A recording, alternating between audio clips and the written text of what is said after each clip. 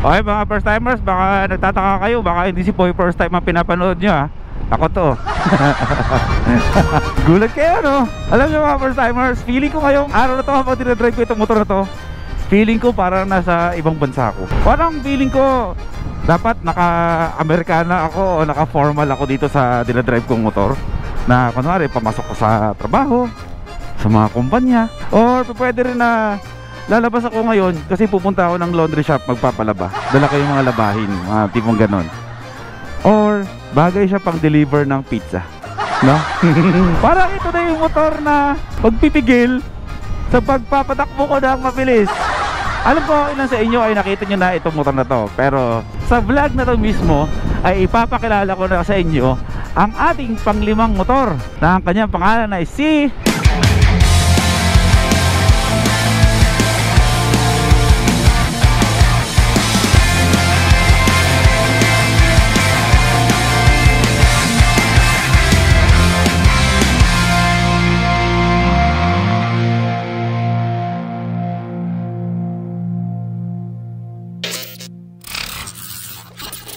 Okay, I want you to meet our new baby, Kymco Like 125 Italia.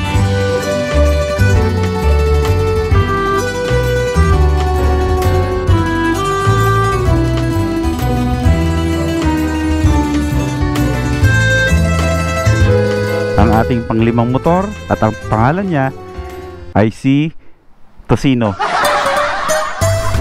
Actually, yung pangalan na Tosino is hindi sa akin nanggaling kay Prisha. Kasi nga dahil kulay Tosino siya, so medyo hindi na kami nahirapan para pangalanan yung ating bagong classic scooter. So kukwentuhan ko lang kayo kung saan ko siya nakuha. Nabili natin si Tosino ng hindi siya brand new. Isang taon na siyang halos nakastock lang sa tunay na may-ari.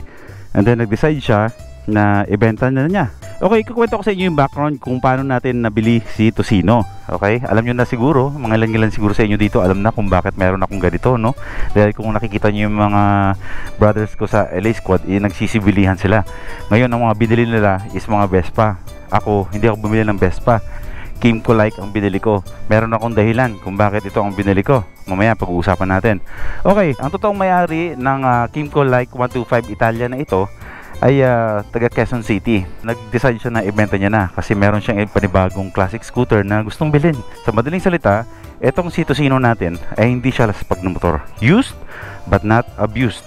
Bago ako bumili ng scooter, ang choice ko talaga dati, sabi ko magka-classic scooter ako, is either Yamaha Fino or yung Honda Genio.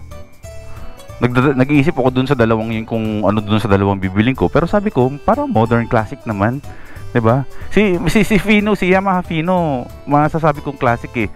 Pero andun pa rin siya sa linya na Mio siya. Wala siyang yung design lang yung classic sa kanya, but then nasa linya pa rin siya or nasa pamilya pa rin siya ng mga Mio scooters. Pero sabi ko, kailangan ko talaga ng classic talaga na motor. So, syempre, first in mind ko talaga is bumili ng Vespa. Para sabi ko pare-pareho kami. So, nag-research ako tungkol sa Vespa. Marami din akong natutunan, marami akong nalaman about sa Vespa. Syempre, isa sa kadahilanan kung bakit ako nauwi sa Kymco Like 125 Italia. Kung tatanungin nyo ako kung paano ko siya nabili, kung sa anong klaseng paraan ko siya nabili, is nabili ko siya sa pamamagitan ng sweldo ko sa Facebook. Sa 3 taon ko na nagfe-Facebook, yung page ko is ngayon lang talaga ako sumahod. Actually, last month yun is dito napunta sa motor na to. Yung sinahod ko talaga sana is talagang sakto talaga siya para bumili ng isang Vespa na base bike ba, yung mga nagkakahalagang 150,000. So parang ako naman dahil nga isip negosyante rin tayo, sabi ko parang sayang naman para bumili ako ng Vespa. Tapos hindi ko naman siya din ma-maximize sa pagbubiyahe ko ng malalayo. Dahil nga may mga nagsabi sa akin na ang Vespa, hindi ko naman sa sinisiraan si Vespa dahil nga hindi nga siya motor na ginawa para sa Asia, dito sa atin sa tropical country. So talagang dun siya sa malimig na lugar. Hindi ko lang sure so baka may mga Vespa users dito, pakisabi nila kung mali ako, pero hindi ko sure kung ang Vespa is okay naman daw siya sa long ride, pero minsan daw namamatay siya ng kusa nang walang kadahilanan kahit wala naman siyang problema. Parang naisip ko, same as nang gumagamit ako ng Ducati ng boss ko, yung kulay pula dating inuwi ko, yung sports bike, is mabilis siya mag-overheat. So nagtatanong ko sa sarili ko kung nag-overheat ba ang scooter, 'di ba? Kasi in the first place nga, hindi nga siya ginawa na motor para sa Pilipinas, sa mga maiinit na lugar, kundi dun siya sa malilamig na lugar. So isa yun sa mga kinonsider ko na sige, tignan natin. Syempre, yung sinasabi nila na tumitirik lang daw to anytime is mga hearsay lang naman yun, mga sabi-sabi lang naman nila. Pero syempre, sa tulad ko na bumabiyahe talaga ng malayo, is ayoko nang kinakabahan ako, ayoko nang isip ng isip, gusto ko talaga kampante ako sa ginagamit kong motor. Ang kagandahan dito sa Kymco Like 125 Italia, classic scooter siya, as in super classic siya tignan, pero yung maintenance kasi nito, ayun pa nga, yung sa Vespa pa, iniisip ko na kapag nasira yung Vespa is kailangan mong dalhin pa sa mismong paggawaan ng Vespa, and medyo high, high maintenance yun, mahal ang pagpapagawa dun lang tayo sa medyo saktuhan lang. Itong scooter na to, kung ano yung gamit mo scooter ngayon, wala tong pinagkaiba sa maintenance ng motor na ginagamit ninyo na scooter ngayon. Kumbaga ito, kahit masiraan ka man dito, huminto ko lang sa mga paggawaan ng scooter, kahit sinong mekaniko, kayang ayusin itong scooter na to. Ganon siya kadali gamitin. Kaya yun ang isa sa mga dahilan ko talaga na gusto ko kapag bumabiyahe ako ng malayo is panatag yung loob ko, na alam ko na kung masiraan man ako, kahit saan ako pumuntang paggawaan ng motor sa mga mekaniko, is maayos talaga yung motor ko kahit saan. Na mapayapa akong bumabiyahe, and then kung masiraan man ako, hindi ako mag-aalala kung saan ako maghahanap ng mekaniko ng motor ko. Pwede akong pumunta sa pinakamalapit na paggawaan ng motor, and then papagawa ko yung motor ko. Ganun lang siya kadali, ganun lang siya kasimple. Classic scooter, retro look, pero yung maintenance niya is walang pinagkaiba yan sa mga motor natin na bago ngayon, diba? So naghanap ako sa marketplace ng second hand na motor. Sabi ko, ano ba ang mga kadalasan nakikita ko ng mga classic bike? Gusto ko talaga sobrang retro, as in yung luma talaga, pero maganda yung kondisyon ng makina. Yun nga lang, yung mga nakita ko walang papel, talagang laspag na, ikaw na lang mismo yung mag-restore. Pero sabi ko, wala na akong panahon para mag-restore ng motor, kumbaga gusto ko gumamit na lang. So hanggang sa naalala ko yung chief namin sa LA Squad, si Sir Chief Jonas, shoutout sa iyo Chief, na wala pa kami mga big bikes noon, pero meron na siyang classic scooter. Sabi ko, ano bang classic scooter yung kay Chief? So kinalkal ko yung Facebook niya, tinignan ko, tapos doon ko nalaman na Kymco pala yung brand nung bike niya na classic. So sabi ko, sige nga. So nag-type ako sa Facebook, sa marketplace, naghanap ako, and then walang kahirap-hirap, nakita ko itong motor na to.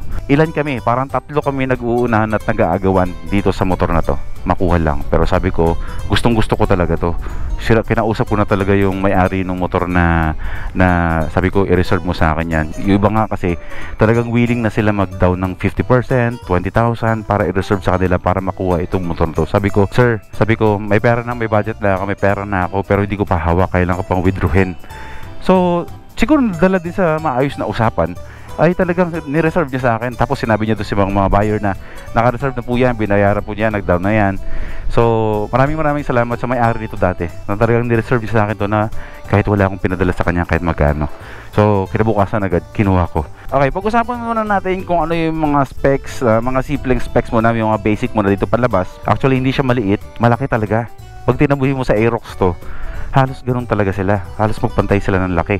Alam niyo naman, 5'9" yung height ko, malaki akong tao. Akala ko maliit ito sa personal, kasi sa picture ko lang nakikita. Nung nakita ko sa personal, sabi ko, wow, ang laki, sakto sa laki ng pagkatao ko, di ba? Sa laki ng katawan ko, sa tangkad ko. Yung mga features do, simpleng features tulad ng mga bikes natin, mga scooters natin, is syempre ito, retro look, di ba? Nabili niya ito, wala pa itong windshield. So dinagdag niya lang niya plus the bracket. So ito ay pasunod na lang yan, libre niya binigay sa akin yan. Tapos meron dito tayong side mirror, super classic side mirror, yung mga bilog, which is na-enjoy ko siya kasi talagang maganda yung vision ko ng mga sasakyan sa likuran ko. Nakikita ko siya kaliwat kanan, na hindi ako nahihirapan na sumisilip-silip pa ako para makita. Syempre malaki, chrome siya, maganda tignan, elegante. Mukha siyang electric scooter, no? Pero hindi, stocks pa rin, walang masyadong binago dyan. Dito ay nilagay niya ng mga Italy stickers. Not sure kung andyan ba talaga yan o dati pa or dinikit lang niya. May sabitan dito ng plastic kung gusto mong mag-grocery. And then high and low, di ba? Passing, and then the signal lights, and then the horn. Electric start, ito mismo yung sa ilaw. Okay? Ito yung switch off, ito yung parang fog lamp niya, and then ito na yung full ilaw niya, and then high, low, passing light. Okay? Tapos dito naman sa gauge, syempre ang nakalagay dito, classic pa rin, tulad ng mga lumang mga motor natin na talagang hindi pa siya digital, yung kusang rumorolyo lang yung mga numbers. And then ayan, yung classic na hanggang 140 kph ang kaya niyang takbuhin. Not sure kung aabutin yan, pero sigurado ako hindi. Tapos sa fuel gauge, ganoon din, baliktad nga lang, yung end nandito, and then yung full is nasa kaliwa. So akala ko dati nakababayan, sabi ko wala na ako agad gasolina, ang lakas sa gasolina. Sabi bumaba agad, yung pala pabaliktad, so medyo nalito ako. And then ito yung relo, digital. And then ito yung mga pindutan niyan siguro kung ano, kung meron kang gustong i-adjust sa oras. And then yung signal light indicator, right, and then left, and then ito yung sa high. Pag nag-high ka ng ilaw dito, iilaw ng kulay blue yan. Okay? Ito yung napakasimpleng susi ng motor na ito. Analog kung tawagin. Tatlo ang pwedeng pagsaksakan nito. Unang-una, ito yung sa ignition niya. Pangalawa, ang susi na to ay pwedeng gamitin para dito kasi meron siyang dito parang compartment na sobrang epic din. Ayan o, diyan mo ilalagay yung mga gamit mo sa loob. Unang cellphone, may nakaabang dito na charger pang USB. Actually sa kanya to binigay niya na sa akin, napakadami niya binigay sa akin. Pasunod, may HJC na classic helmet pa siyang binigay sa akin na bago, and then Italian jacket na bago din, binili sa Europe. So lahat yung binigay niya sa akin ng libre. Binigay din niya sa akin yung motor na to ng full tank at pinalitan niya ng CVT. So nakapanggilid na ito, bagong kabit din. Sinama niya na, hindi niya chinard sa akin. Napakabait na may-ari nito dati. Syempre sa headlights, check natin yung ilaw. So ayan yung ilaw niya. Kapag naka low is dilaw siya, and then kapag naka high naman is white. Low, white. Ayan, low yan, high yan. Tapos ito yung sinasabi ko na LED light na wala lang to, indicate lang siguro na Kimco yan, no? Or, ewan ko, hindi ko alam anong silbi niyan. Hindi naman pwedeng matawag na fog lamp yan. Nakabulb pa rin yung mga signal lights niya. And then itong park light is naka LED, magkabilaan, kulay puti. Hindi ko alam tanong tawag dito, reflector. Pag tinamahan ng ilaw to ng mga sa mismong highway is nagre-reflect yan, makikita ka nila. Sa Tapalodo, napakaganda, napakalapad, napakalaki. Yung sticker na to, siya na lang dagdag. And then yung mga sidings na to, itong mga linya na to, mga stainless dito sa buong body is dinagdag na lang niya yan para maingatan na hindi magasgas yung mga kanto nitong Kimco 125 Italia natin. So iningatan talaga na may-ari. Meron din dito footrest. Kumbaga sa sobrang ingat ng may-ari, ayaw niyang inaapakan to. Siguro papagawan ko to ng sapin in time. Nilagyan niya na ng footrest dito. Kung dumulas man tayo sa kalsada, eh hindi tatama yung kaha. Dito yan tatama. So iwas gasgas. Foot pegs naman is andito nakatago. Dati hindi ko alam kung paano to tatanggalin, pero yung pala ipipress mo lang to, lalabas siya. Tapos babalik mo, kusang maglalak, pipindutin mo ulit, bubukas, maglalak do. So pwede mong sipain ng paa. Side stand, center stand. Ito kagandahan nito ay mayroong kick siya, electric start. Tapos meron din siyang kick. If ever na malowbat ka man, pwede mo siyang paandarin, tadyakan mo lang to, aandar yan. Okay? Pangatlong pinagagamitan ng susi natin is dito sa compartment. Dito yan. Wala siyang susian doon para bumukas to. Kailangan mo talagang susian. So kailangan yung ingatan yung susi. So ayan siya. Ito yung loob niya. Ito yung mga papeles ko, carb maintenance. So malamang pag binuksan ko to, makikita yung carburetor dyan. Yun na nga, andyan nga yan. So itong motor na to, no, ay talagang sobrang iniingatan to ng may-ari. Sobrang linis nung kinuha ko to. Talagang alagang-alaga niya to. Ito yung tangke, nasa 6 liters ang laman. Hanggang ngayon marami pa rin yan. Mahigit 1 buwan na to sa akin. Sinastock nga lang to sa shop. Sa fuel consumption naman, sobrang tipid nitong motor na to. Soon gagamitin ko to sa mga biyahe ko after ng Philippine Loop, kasi magbabalik ako sa mga solo rides ko, no? Babalik natin ng mga adventures natin ng solo. So siguro itong gagamitin natin, depende, pero parang mas okay, pero parang mas bet ko na mag-adventures ulit akong solo na ito yung gamit ko.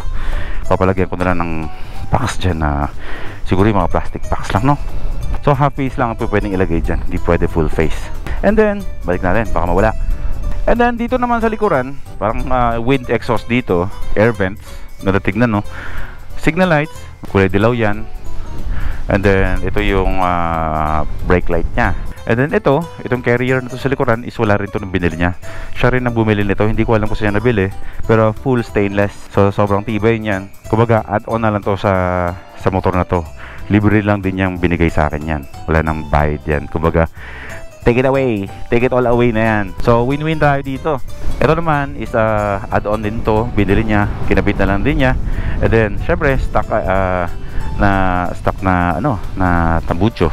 Hindi siya naka monoshock, magkabilaan, magkaliwa, kaliwa, kanan, meron yan. Syempre magtatanong ko kung magkano ito, di ba? Nabili ko lang to ng 70,000. Pero ang totoong presyo niya talaga kapag brand new nabili is nagkakahalaga siya ng 84,900. Or yung iba nga is merong umaabot ng 90, may 86, 87, basta 80 plus siya pag binili niyo mo ng brand new. Gasolina ang gamit dito, hindi naman diesel to. Wala pa naman ako nakikita motor na naka-diesel eh. Tapos yung harap at likod niya is naka-disc brake na yan. Automatic scooter, syempre naka-CVT yan. Tapos yung maximum power niya is nasa 9.3 HP horsepower. Mukha siyang 150cc pero 125cc lang itong motor na to.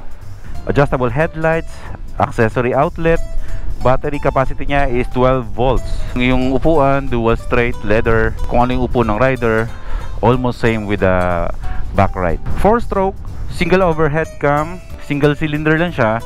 Tapos 4-stroke and then single overhead cam. And air cooled, wala siyang radiator. Tapos yung maximum power mismo ng motor na to is nasa 9.3. And then yung displacement niya is 125cc. Pero yung totoo naman talaga is 124.6 lang ang cc na to. Pero parang kinera over na rin dun sa mismong papel na ginawa siyang 125. Fuel tank capacity nasa 6 liters. So napakalaki, no?